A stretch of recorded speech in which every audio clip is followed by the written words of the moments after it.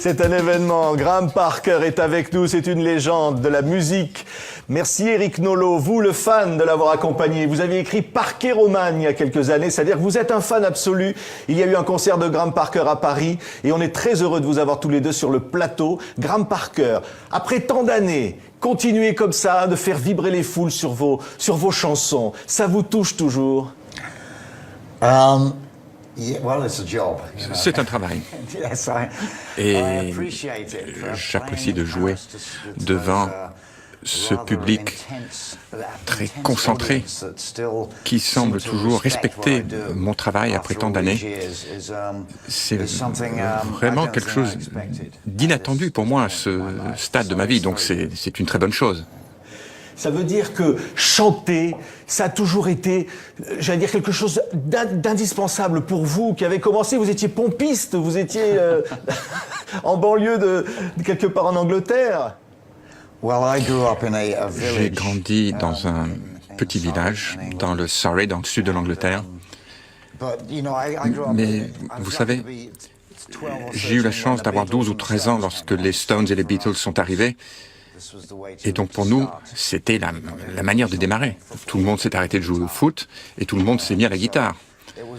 Et c'était tout à fait naturel pour moi de faire ça, je suppose. Mais cela m'a pris longtemps. C'est seulement arrivé à l'âge de 24 ans que j'ai eu mon premier contrat de disque. Et j'ai mis une pub au Melody Maker. À l'époque, je travaillais en tant que pompiste dans une station d'essence. J'étais pompiste. Et les gens ont réagi. Quelqu'un m'a présenté quelqu'un qui est devenu mon manager, Dave Robertson. Cela a amené à la création du groupe qui est devenu The Rumour, qui vous plaît autant à vous deux. Et ça m'a donné ça. On regarde un extrait. La découverte du Japon avec Graham Parker et les Rumour. She can't escape the feeling of red beating in her head. I went after all the urges, some kind of truth emerges. We felt the deadly surges, discovering Japan. Alors voilà Eric, c'est un rêve qui se réalise. Vous, le journaliste qui est tombé dans la marmite de Graham Parker tout petit, vous aviez écrit Parkeromane, vous êtes un intoxiqué de Graham Parker et il est à côté de vous là. C'est-à-dire que chaque phrase que vous prononcez qui a l'air anodine, un concert de Graham Parker à Paris où vous êtes assis à côté de Graham Parker, pour moi, c'est des choses irréelles parce que c'est mon artiste favori, c'est mon idole musicale depuis 40 ans. Et voilà, je l'ai suivi à travers les hauts du succès, le moindre succès dans les années 90 et 2000. Et là, il se passe un truc miraculeux, c'est qu'il a un fan beaucoup plus influent qu'Eric Nolot qui s'appelle Judd Apatow. Et le fait de jouer son propre rôle, avec beaucoup d'ironie et de recul, a relancé la carrière. Et puis, cerise sur le gâteau, avec la Rumour. Et Graham Parker and the Rumour, on n'a pas vu beaucoup mieux dans le rock international. Donc, j'ai l'impression de vivre un rêve éveillé. Voilà. Mais quand je dis Parkeromane, on voit la couverture du livre, vous avez consacré un livre entier à Graham. Et ça veut dire que, qu'est-ce qui fait que ce chanteur-là vous a tellement touché, vous touche encore? Vous savez, c'est presque aussi difficile d'expliquer ce que c'est un coup de foudre musical que ce que c'est qu'un coup de foudre amoureux. Encore que, il cite des noms qui me sont chers, les Stones, Aretha Franklin, Van Morrison, c'est plutôt ma famille musicale. Après, il y a une part d'irrationnel tellement forte que d'habitude, pour aller voir Graham Parker sur scène, je fais pas 10 minutes de métro, je fais 8 heures, 10 heures, 12 heures d'avion.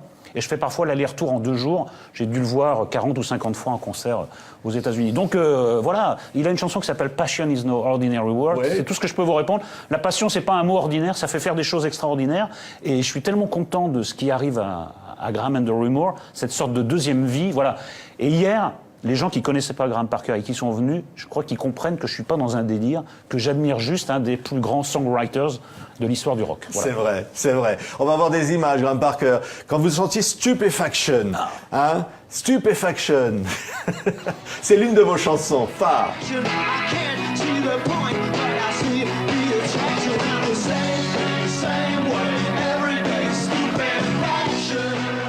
Voilà, ça c'est l'album, avec Stupefaction. Et je crois que sur cet album, il y avait un choriste de luxe qui s'appelle Bruce Springsteen, qui a dit que le seul artiste pour lequel il serait capable de payer un ticket de concert, ça serait pour aller vous voir, Graham Parker.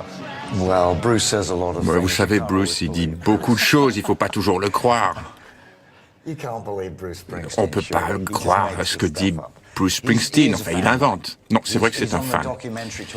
Et sur le film documentaire, il parle de moi et il dit des choses vraiment très intéressantes, profondément intéressantes sur mon travail, que beaucoup de personnes ne comprennent pas ma musique en raison de l'intensité qu'elle dégage sur le devant.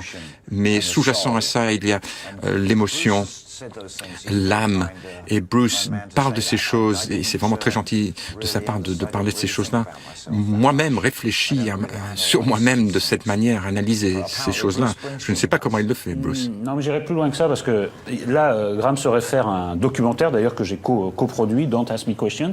Il y a Bruce Springsteen qui a un emploi du temps un peu chargé, qui vient parler, et il connaît chaque note de chaque chanson, et il en parle avec une intelligence à la fois d'écrivain et de musicien. Donc c'est pas seulement une formule, c'est le seul artiste pour lequel je paierai un billet de concert, c'est une formule qui est indexée sur une connaissance profonde. Vous décriviez dans une de vos chansons, Eric parle dans son livre, Mick Jagger aux Caraïbes au bord d'une piscine. Ça n'a jamais été votre truc d'être ça, d'être cette star-là?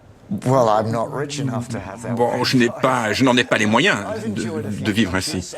Moi, j'ai pris du plaisir sur quelques plages par moment. Croyez-moi. Non, j'ai eu la chance de pouvoir écrire des chansons, de produire un album, ensuite de faire une tournée. Mais certaines années, je n'ai rien fait du tout. Je me suis reposé. J'ai eu beaucoup de temps pour moi dans ma vie. C'est une position privilégiée.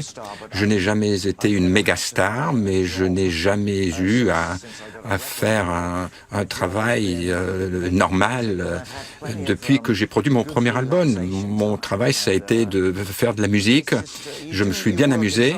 Vous travaillez de manière très intense par période très courte, mais le travail intérieur, intellectuel, lui, ne s'arrête jamais. Pour moi, c'est comme une machine. Même quand je suis au repos, cette machine continue à fonctionner. Et parfois, croyez-moi, cela me rend fou.